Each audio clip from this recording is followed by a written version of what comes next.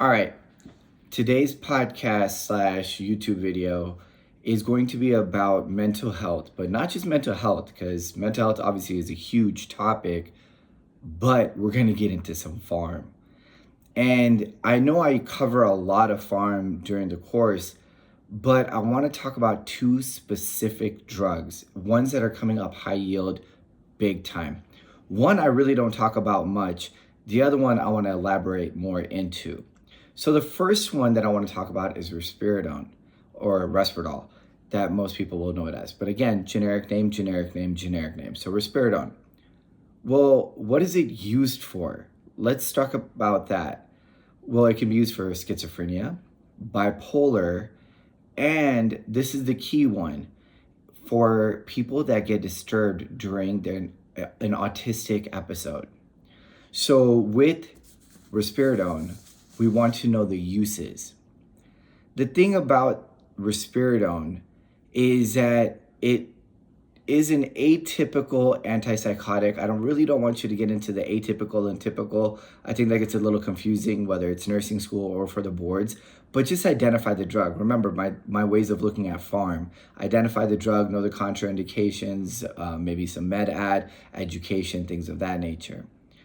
But with risperidone, what I want you to know is that the dosages can come in tablets, oral solution, and the big one is long-acting injectable, which is huge, especially when we're dealing with schizophrenia, if we're dealing with bipolar, if we're dealing with any type of autistic episodes. So knowing the different methods are huge. But what are the side effects? Because again, with pharm, I'm always talking about side effects. And with most antidepressants, antipsychotics, one of the main things you will see is weight gain. And not only weight gain, I'm going to get into the weight gain a little bit more here in a little bit, but we're talking about also sedation, orthostatic hypotension, which I talk about all the time. What do? We tell them to change positions slowly. So with the weight gain, yeah, it's kind of like you gain weight, you've got hypertension, your lipids go out of control. But what do I go back to? I go back to needs, right? Nutrition, exercise, E2H, which is alcohol, decrease or avoid, and don't smoke and get good sleep. So always educate your patients on needs. The other side effect that pops up, and this is on episode 14 of the podcast and somewhere here on YouTube, is EPS, extrapyramidal symptoms.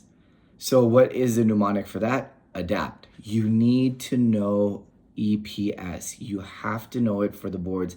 Mental health, high yield. It's a side effect that it happens in a lot of antipsychotics. The last thing is what are we going to do about it?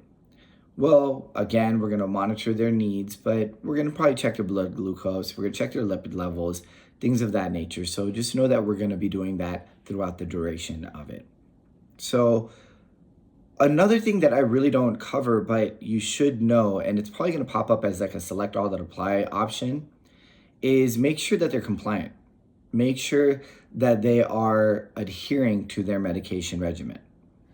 So that is risperidone. The next one is Olanzapine. Now, I do touch on Olanzapine because it is one of those commonly tested atypical antipsychotics. But in this situation, can we use it for schizophrenia? Yeah. Similar to risperidone? Sure. Can we use it for bipolar? Yeah, just like risperidone. In this situation, the most common one that we use it for is major depressive disorder, one that doesn't respond to a typical SSRI.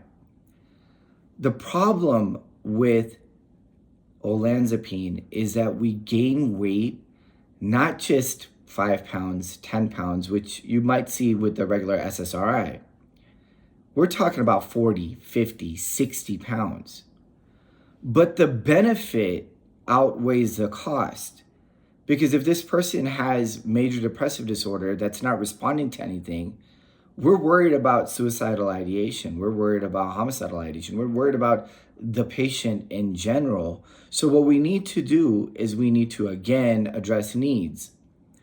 But in this situation, we're gonna be a little bit more aggressive.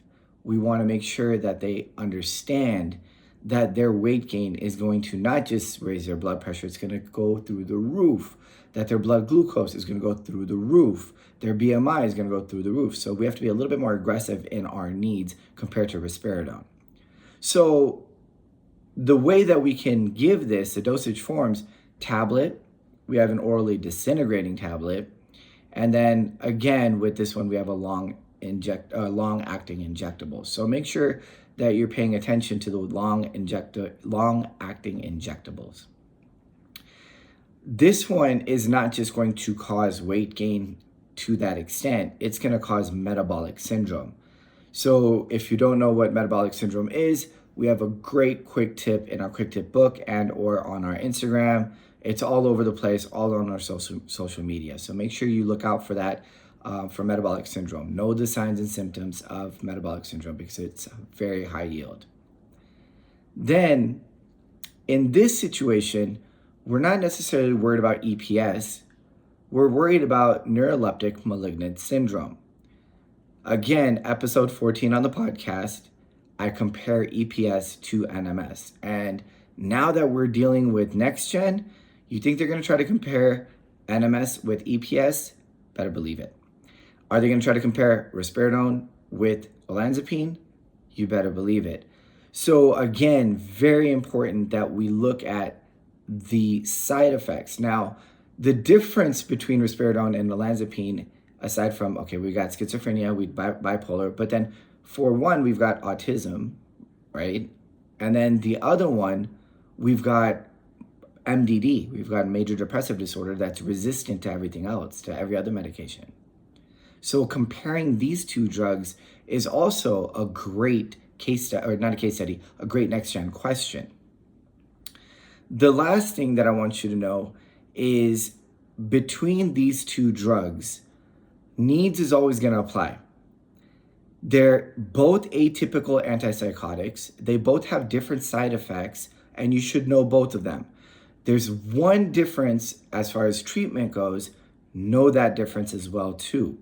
And remember, you're always going to educate your patients to be compliant, which means that we're probably going to follow up with them more often than we were not, because especially with schizophrenia, any type of bipolar, or any of the other subjects that I talked about, autism and or major depressive disorder, we're going to follow up with them more frequently. So aside from that, those are just two quick high yield mental health tips and tricks that I can teach you to compare these two drugs. And remember, NMS versus EPS, make sure you know that. So I hope you enjoyed this lecture. Please subscribe, like, share, so on and so forth. Remember, I do a free weekly Zoom every Wednesday, and actually we've got on this Wednesday, which is actually we're in July now. So if you're seeing this after July 2024, this Wednesday we're doing mental health. So catch me every Wednesday. It does fill up quick. Free information. It's like a free hour of just high yield nursing and NCLEX stuff. So hope you enjoyed and see y'all later. Take care.